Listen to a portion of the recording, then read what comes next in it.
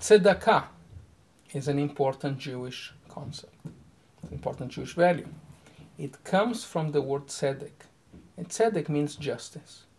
Whereas tzedakah is more often than not translated as charity, it really does not mean charity, it means justice, it means responsibility.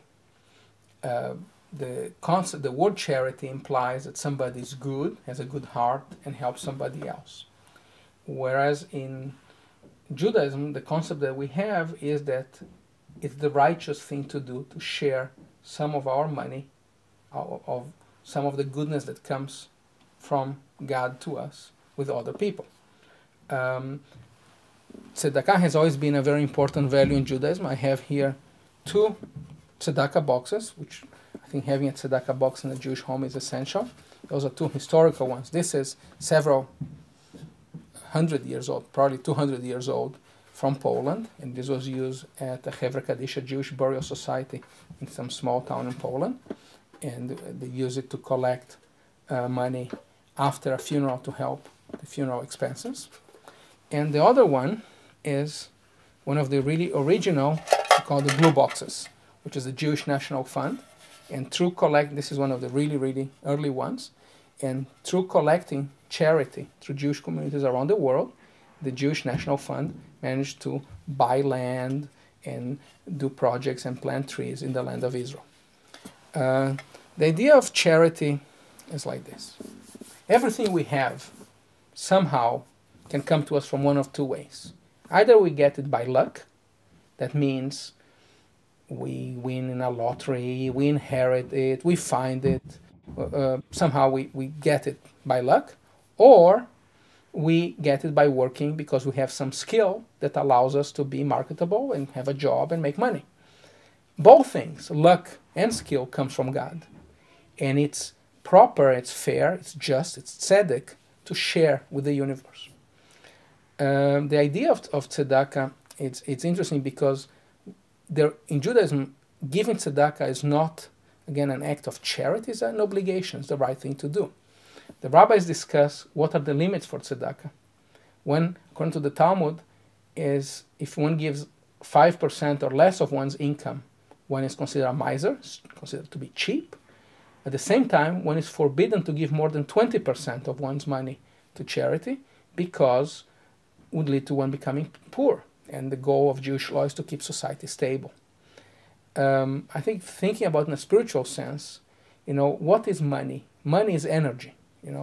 And like a battery, if you leave a battery alone, it will sit there and the energy will dissipate. But if you keep the energy flowing, then you always have more energy. And when we take from our funds and we give to other people, we keep the energy flowing into the universe. When we look, for instance, at a money, it doesn't really have any substance. If we look at this $100 bill, there's nothing about it that says it's worth $100. Supposedly, at one point there was gold in Fort Knox to validate it, but today it's just energies that we have the idea that this is worth that much, but really just a piece of paper. In Judaism, the idea of tzedakah is so important that even a poor person that receives tzedakah is obligated to take, normally it's 10% of what they give, or they receive, 10% of what they receive, and give to somebody else who's poor. Thus keeping the cycle going on. It's I find something very empowering about giving tzedakah, of being in the position of being able to give rather than to receive. And Judaism also takes a great deal of concern and care about how we give tzedakah, that we give in a way that doesn't humiliate the people receiving it. So, for instance, the Rambam, the Maimonides, created in his book called the Mishneh Torah, has 8 levels of giving tzedakah, and each one, I'll start with the lowest level, moving to the highest level. The first one is one who gives but grudgingly. Second is one who gives less than his share, or he's supposed to, but does it joyfully. The third one is one who gives when he's asked. The fourth one is the one who gives without being asked. The fifth one is one who gives without knowing the receiver, yet the receiver knows the giver's identity. The next one is the one who knows the receiver, but the receiver does not know him. Then the next level is when neither party knows the identity of the other. That's normally when you give through somebody else. So you give money to somebody who gives to that person, so neither the giver or receiver know each other. And finally, one who helps the other by giving him a loan, or by personal guidance in his affairs, or by setting him up in business, in a profession, allowing him to earn his own living.